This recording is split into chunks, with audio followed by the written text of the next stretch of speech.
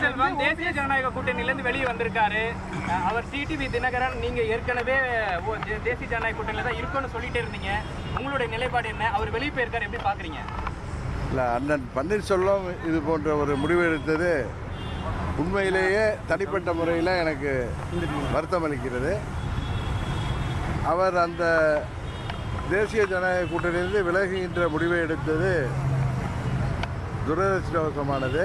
அந்த முடிவுக்கு அவர் தள்ளப்பட்டிருக்க கூடாது என்பதுதான் எனது கருத்து. தள்ளப்பட்டதற்கு யார் காரணமா இருக்கு, என்ன காரணமா இருக்கு? அது உலகத்துக்கே தெரியும் யார் காரணம் என்னன்னு. அதை போய் நம்ம போஸ்ட்மார்ட்டம் பண்ண வேணாம். அவரை மீண்டும் சமாதானப்படுத்தி எங்கள் கூட்டணிக்கு கொண்டு வர டெல்லியில் உள்ள பாஜக தலைவர்கள் முயற்சிக்க வேண்டும் என்பதுதான் இந்த நேரத்தில் உங்கள் மூலம் நான் சொல்கின்ற வேண்டுகோள். நீங்க அதற்கான முன்னெடுப்பு எடுக்க போறீங்களா? நான் அவரோட தொடர்ந்து பேசிட்டு தான் இருக்கேன். நீங்க வந்து அதுபோல டெல்லியில் உள்ளவர்களுக்கும் சொல்லிக் கொண்டு தான் இருக்கேன். உங்களுக்கு அந்த நெருக்கடி இருக்கா சார்? எந்த நெருக்கடி? அவருக்கு ஏற்பட்ட அதே நெருக்கடி உங்களுக்கு தெரியும். எவ்வளவு நெருக்கடியான சூழ்நிலையில் 2017 அம்மா அவர்கள் மறைவுக்கு பிறகு நான் சிறைக்கெல்லாம் சென்று வந்த பிறகு கூட அம்மாவின் கொள்கைகளை தொடர்ந்து கொண்டு செல்ல வேண்டும் என்பதற்காக எப்பேற்பட்ட இக்கட்டுகளை எல்லாம் தாங்கி வந்தவன் நான். என்னை பார்த்து உங்களுக்கு இக்கட்டு இருக்கான்னு கேட்கறது எனக்கு உண்மையிலேயே வருத்தம் அளிக்கிறது.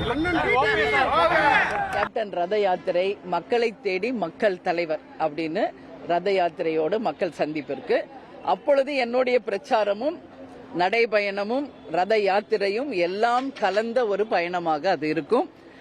நிச்சயமாக நீங்க நினைக்கலாம் கூட்டணி இன்னும் யாரோடையும் உறுதி செய்யலையே, என்ன பேசுவாங்க, என்ன ஸ்பீச் கொடுப்பாங்க, யாரு திட்டுவாங்க, யாரை குறை சொல்வாங்க.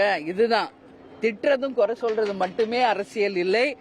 என்னுடைய பிரச்சாரம் இந்த வாட்டி வேற டிஃபரெண்டா இருக்க போது. நான் சொல்கின்ற ஒரு வார்த்தையும் தமிழ்நாட்டுக்கும் தமிழக மக்களுக்குமான பிரச்சாரமாக இருக்கும். அரசியல் நாகரிகம் கருதி நட்பின் காரணமாக கேப்டன் அவர் எவ்வளோ வாட்டி வந்து சந்திச்சிருக்கார்.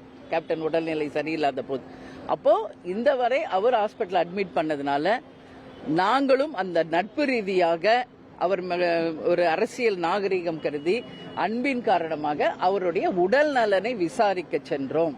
அதை தவிர தேமுதிகக்கு வேற எந்த அஜெண்டாவும் இல்லை. நான் போயிட்டு வந்த பிறகு மற்றவங்க எல்லாம் போறாங்க பாக்குறாங்கன்னா அது நீங்க அவங்க கிட்ட கேட்க வேண்டிய கேள்வி.